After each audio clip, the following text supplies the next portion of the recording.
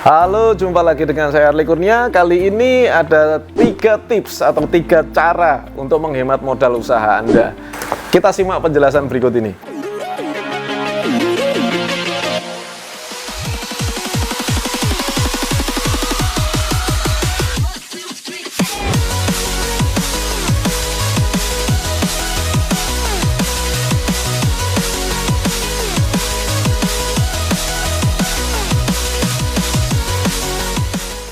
Ini Hydra, hasil dari bisnis coaching saya ikut angkatan ke-6 di Sidoarjo. Pada saat itu kami bersama istri itu tidak kenal sama sekali bagaimana cara menghasilkan uang dengan modal yang sedikit. Kita selalu berpikir bahwa memulai usaha harus mempunyai uang. Akhirnya apa? Kita itu kredit. Ini bisnis coaching ke-6 Mas Arli mengajari saya dan Nyonya. Itu bagaimana kita membuat produk spesifik, suatu produk yang menangani masalah yang khusus, menghasilkan suatu produk yang bagus. Saya punya uang, ngapunten, tidak banyak pada saat itu, cuma 850.000. Dengan modal testimoni yang saya foto sendiri dan pakai HP ini, saya upload di semua grup dan di FB. Saya mendapatkan 20 agen se-Indonesia dan selama 20 hari saya menghasilkan uang 20 juta. Ini berjalan terus dan saya di sini melakukan acara sama jenengan. Di HP saya ini orderan masuk, meminta jadi agen dan reseller Hydra.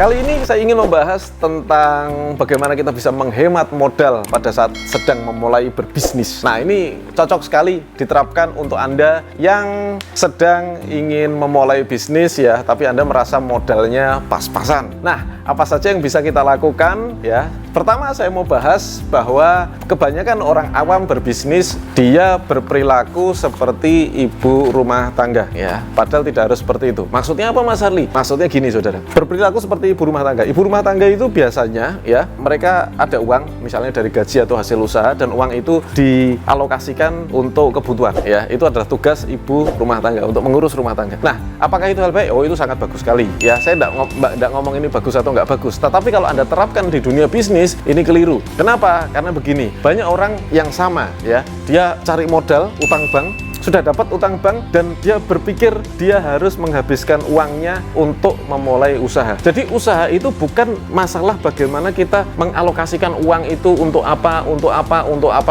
Bukan itu. Itu adalah mengurus rumah tangga. Sedangkan mengurus usaha itu beda sekali. Mengurus usaha itu tujuannya satu, yaitu profit. Sekali lagi, berkali-kali saya ngomong ya, bahwa usaha itu tujuannya adalah profit. Jadi nggak peduli modal Anda berapa, nggak peduli apapun yang Anda beli di awal-awal, nggak peduli Anda sewa tempat di mana, saya nggak peduli. Yang dipedulikan adalah profitnya dapat dari mana, siapa yang akan membeli produk Anda, terus kemudian Anda jualnya seperti apa, Anda mau iklan di mana, itu yang saya pedulikan.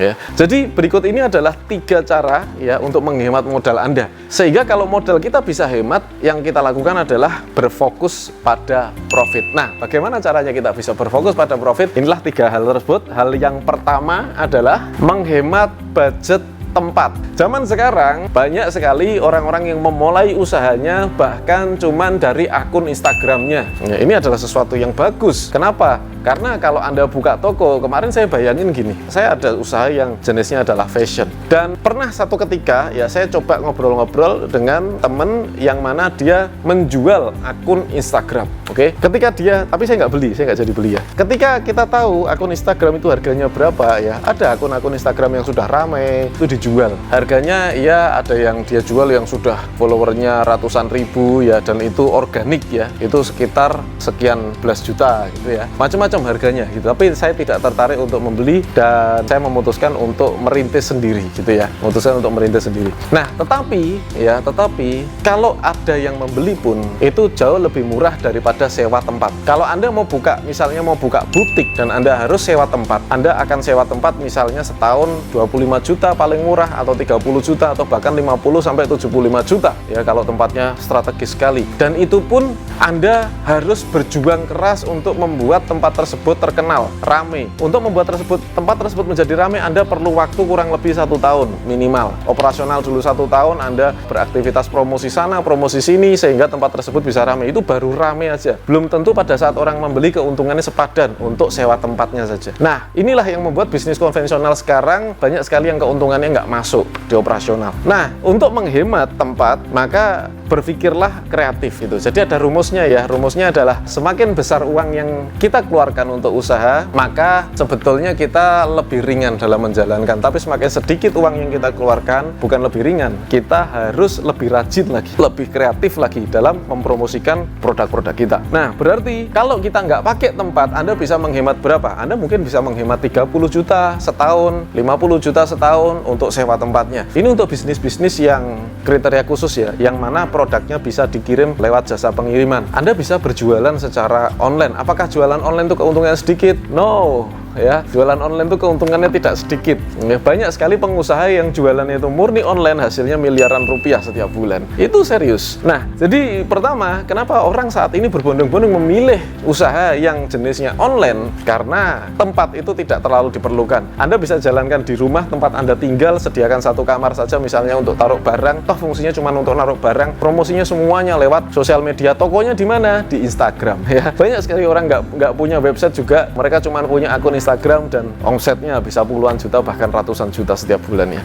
Nah, itu yang pertama, yaitu tempat ya. Sesuatu yang bikin boros di awal adalah tempat. Jadi kalau mau menghemat, pastikan Anda tidak usah sewa tempat. Yang kedua adalah peralatan. Peralatan bisnis ini kalau diturutin itu nggak ada habisnya. Contoh begini, saya juga produsen rak untuk minimarket.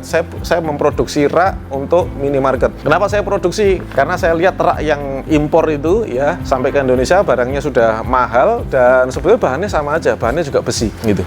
Nah, kemudian saya putuskan untuk membangun unit produksi untuk rak minimarket dan itu adalah salah satu usaha saya. Nah, kemudian ya salah satu tim saya, mereka mendesain rak ya dan kemudian dibikinlah sebuah rak. Kemudian kita memerlukan sebuah mesin, yaitu mesin potong untuk plat.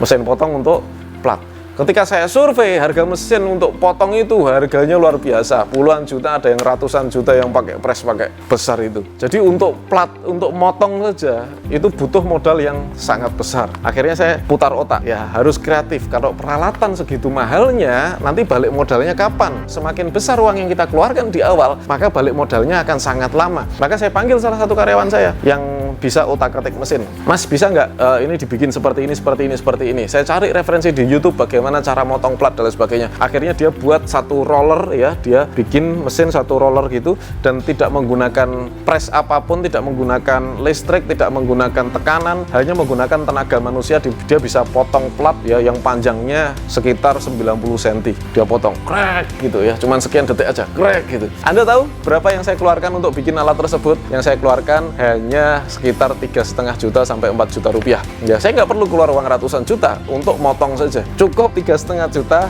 ya untuk membuat sebuah mesin yang bisa untuk motong plat dengan baik. Nah, itu adalah salah satu teknik ya, bagaimana caranya kita bisa menghemat. Kalau ada sesuatu pengeluaran, wah kita harus pakai mesin yang besar, oh berarti peralatannya harus dihemat. Saya juga mengemas satu botol penghemat BBM itu ada sebuah plastik ya, ada plastik yang di situ yang namanya plastik sering. Jadi plastik itu harus dipanaskan, harus lewat di sebuah mesin pemanas sehingga plastik itu bisa merekat di botolnya menjadi segel. Nah, alat untuk segel itu harganya puluhan juta. Ketika saya browsing di sana puluhan juta, apakah saya langsung membeli? Meskipun ada uangnya, saya tidak langsung membeli. Apa yang dilakukan? Yang saya lakukan adalah uji coba. Ya gimana kalau saya beli plastik sering terus kemudian saya hair dryer? Oh bisa, tapi tangannya ini panas banget. Berarti harus cari akal lagi. Akhirnya saya pakai kardus, kemudian pakai aluminium foil, ya botol-botolnya saya susun di situ dan kemudian coba saya bungkus sedemikian rupa sehingga panasnya merata dan kemudian hair dryer kita gerakkan. Seperti itu. Ya, hair dryernya cuma Rp80.000.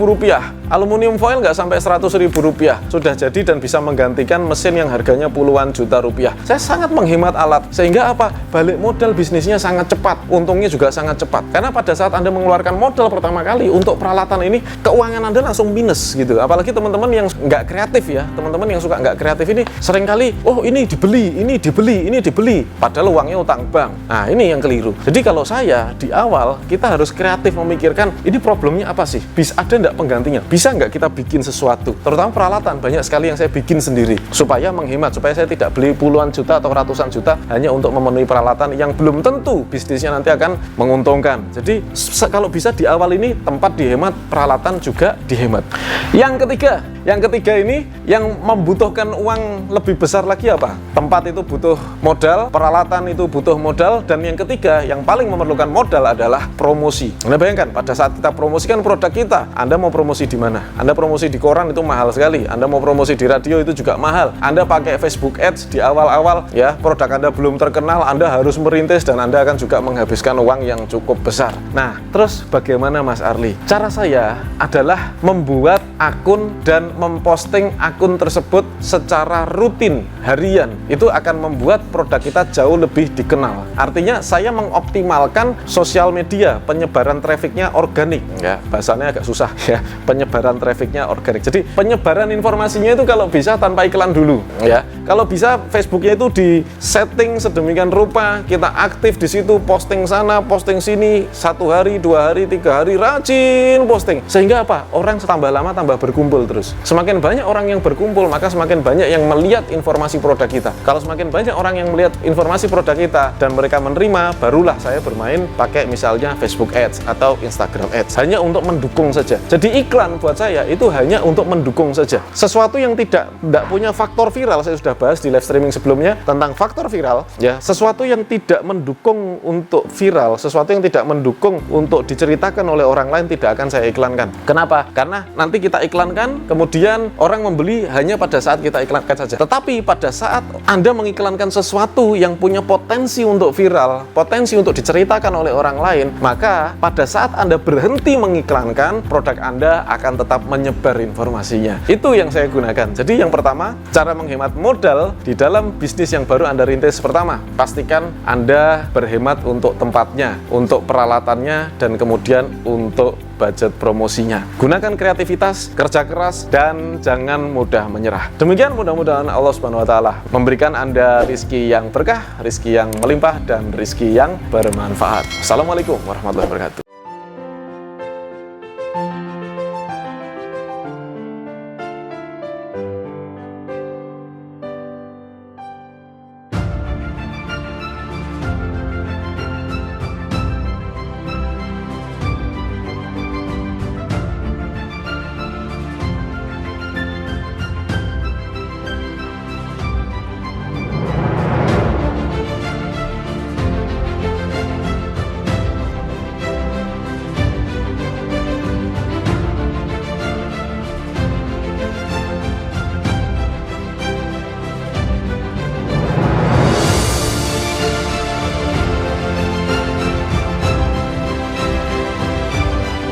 Saya Yayang dari Kota Kediri ya. Nama saya Sugiarto dari Pemalang. Nama saya Ida dari Pekalongan. Nama saya Rahmat Aji Nitias, saya dari Purworejo, Jawa Tengah. Saya Amrizal dari Sorong, Papua. Saya Edi Azri Tanjung dari Padang. Perkenalkan, saya Basit dan ini istri saya. Lailatul Zahro. Oke, kita dari Bandung. Saya Christian. Saya Mozart dari Jakarta. Saya dari Semarang. Perkenalkan, nama saya Armada Bangsa dari Kediri. Saya Indra dari Banjarmasin. Saya Dr. Ketut Mendra dari Mataram. Saya Ferdi dari Jakarta. Nama saya Fajar dari Semarang.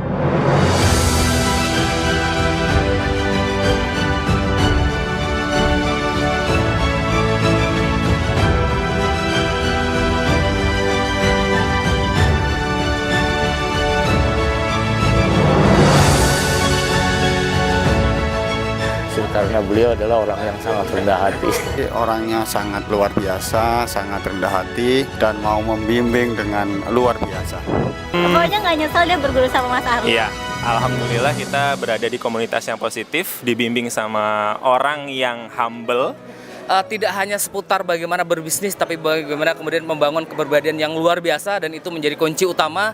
Dan satu-satunya pelatihan yang dilakukan dan berkelanjutan, artinya tidak hanya berhenti sampai di pertemuan ini saja. Dengan cara penyampaian Mas Arli yang nyeleneh dan unik, yang saya juga belum pernah mendengarkan pembicara yang seperti ini modelnya. Luar biasa. Semoga sukses selalu. Terbuka wawasannya untuk mengeksplor lebih lanjut. Dan alhamdulillah 2 bulan lalu semua utang-utang saya sudah lunas. Sangat jenius sekali ya. Recommended buat teman-teman yang lain.